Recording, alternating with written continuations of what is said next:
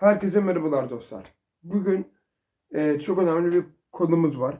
Teknolojide bozulma. Aslında dostlar bunu ben daha önceden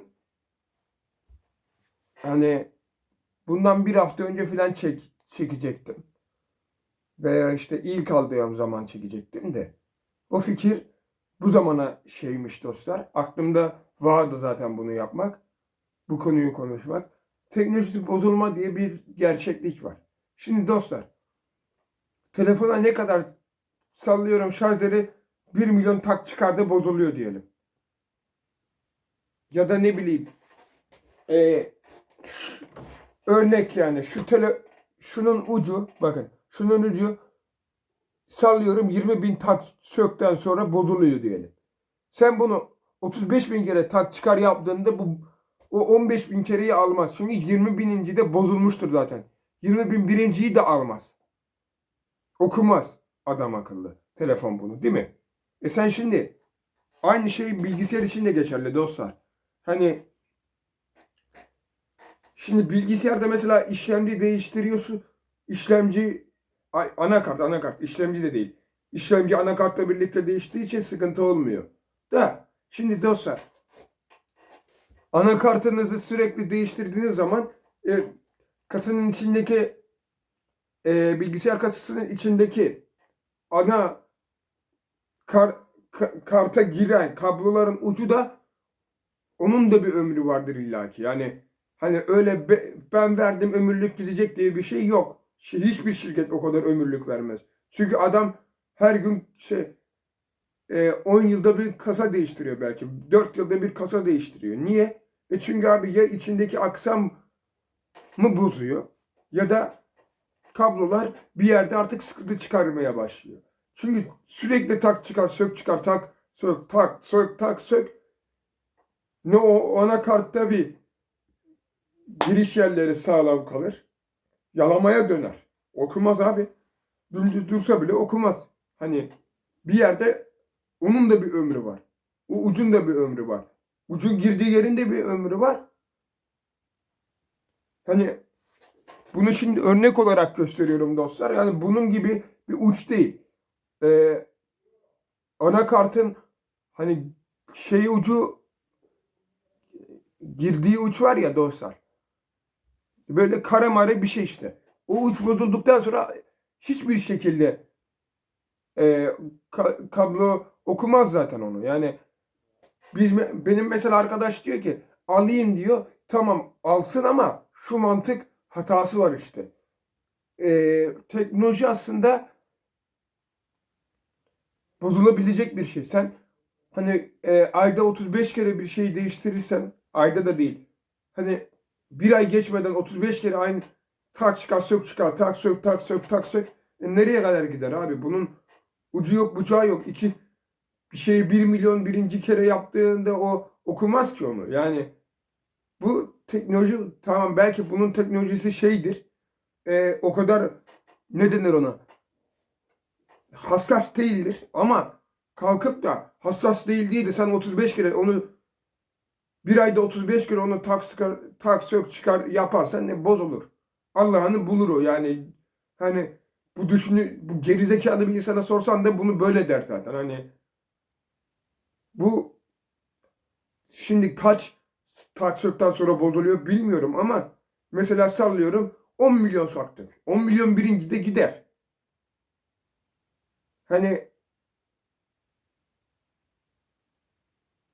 10 milyonuncudan sonra gider. Çünkü abi onun da bir ömrü var. Sen şimdi sürekli bir şey değiştiriyorsun. Ne kadar sağlıklı çalışabilir?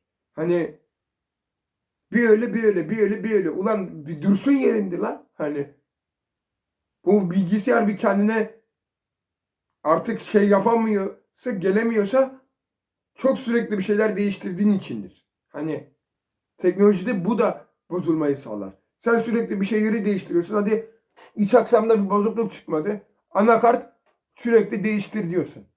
Onu getiriyorsun, bunu getiriyorsun. Onu söküyorsun, bunu takıyorsun. O bu derken sıçıyor abi. Yani ekran kartı bozuluyor. Veya işte anakart artık iş görmez bir hale geliyor. Sürekli bilgisayar değiştirmek zorundasın. O zaman ne anlamı kaldı abi? Hani bunun da bir ömrü yok mu? Sen e, diyorsun ki mesela ömrü yok. Madem bilgisayar şirketleri niye bu kadar işini iyi biliyor? 2 yıl niye şey veriyor, ömür veriyor termal macuna? Termal macunu adam gider 10 yıllık yapar, 10 yıllık termal macun şeyi verir yani e, ola, garantisi verir. Sen mi akıllısın, onlar mı akıllı? Adam diyor ki sen değiştireceksin ki ben de para kazanacağım. Sen diyorsun ki ben 35 kere bir şey değiştireyim sağlam kalsın. Hani bir yılın içinde 35 kere bir şeyi değiştirirsen o 2 yıl sonra da 35 kere bir şey değiştirirsen daha fazla kısalıyor bunun ömrü. Yani ne olursa olsun bir kablonun ucu olur, bir anakart olur, bir ekran kartı olur, bir bilmem ne olur. Sürekli bir şey böyle bir bozukluğa uğrar. Yani orada bir böyle bilgisayar bir yamulur. Hani çoğu zaman bunu anlamak zor oluyor işte. Yani dostlar hani bunu en gerizekalı adam bile söyler de kimse anlamaz bunu işte. Yani işte benim arkadaş diyor ki bendeki işlemci tırt sana vereyim sen kullan. Ulan tamam öyle diyorsun da bu bilgisayar bir kere adam akıllı çalışıyor zaten. Sen onu değiştirdiğinde iç aksama da zarar olacak. Sürekli biz bu telefonu dayadığım kasanın içindeki bütün her şeyi değiştirdik. Bir ömrü yok mu? Ömrü kısalıyor. Sabit bir ömürde kalsın abi yani. Ben 1 milyon birincide de kullanabileyim onu. Ya da işte 1 milyonuncuda da kullanabileyim. Tam kullanacağım zaman göt gibi kalmayayım ortada. Yani böyle nasıl anlatayım onu? Hani bir anda mesela anakartı değiştireceğim 10 yıl sonra mesela. Bu bilgisayar bende kalırsa. O kablo onu okumayacak. Niye okumayacak?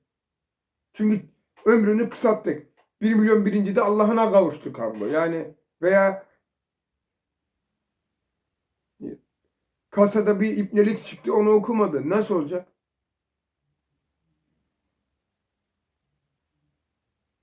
İşte sıkıntı orada. Bunu düşünürken işin içinden iş çıkartıyor. Ben en azından teknolojinin bozulmaması tarafındayım dostlar. Bir şeyi sen ne kadar değiştirirsen o kadar bozulur. Hani uyumsuz bir şey yüklemene de gerek yok. 35 kere bir şey değiştir. O kablo da bir şey olmaz. O teknolojide bir şey olmaz. Hani hani kablo bozulmaz deme, bozulur. Çünkü onların da bir ömrü var. Şirketler onlara ömür biçmeden mi veriyor? Veriyor sana diyor ki 1 milyon taksitoktan sonra bana gel. Ben sana yenisini vereyim.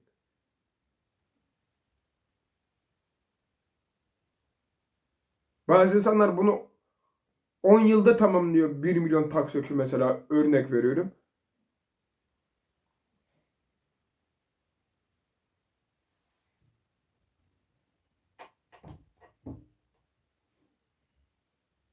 Ee, Sen bunu daha 2 yılda tamamlıyorsun. Ne anlamı kaldı?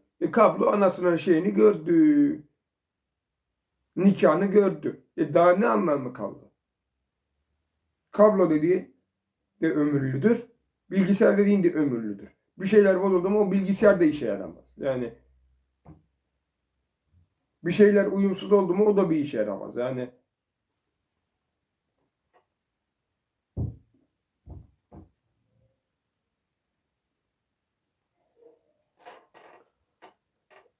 bu konu aslında dostlar teknolojinin en anlaşılamadığı veya en bizim sandığımız kadarıyla olan teknoloji. Aslında teknolojide bozulma budur. Sen ne kadar bir şey tak sök yaparsan o bozulur.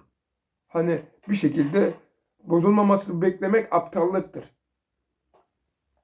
Çünkü yani dediğim gibi mesela telefonda 1 milyon tak sökten sonra şarjları bozuluyorsa sen o 1 milyonu 2 yılda tamamlıyorsun abi. Veya 5 ayda tamamlıyorsun. Ne anlamı kaldı? Bir günde 10 kere tak sök yapıyorsan Allah'ına kavuşur o şarjları de. O uçta. Yani hani bu şekilde sıkıntı çıkartırsın sen kendine de. Örnek yani. Şimdi bilgisayar için bu aynı olmayabilir. Belki 1 milyarıncı denemede bozulur. Ama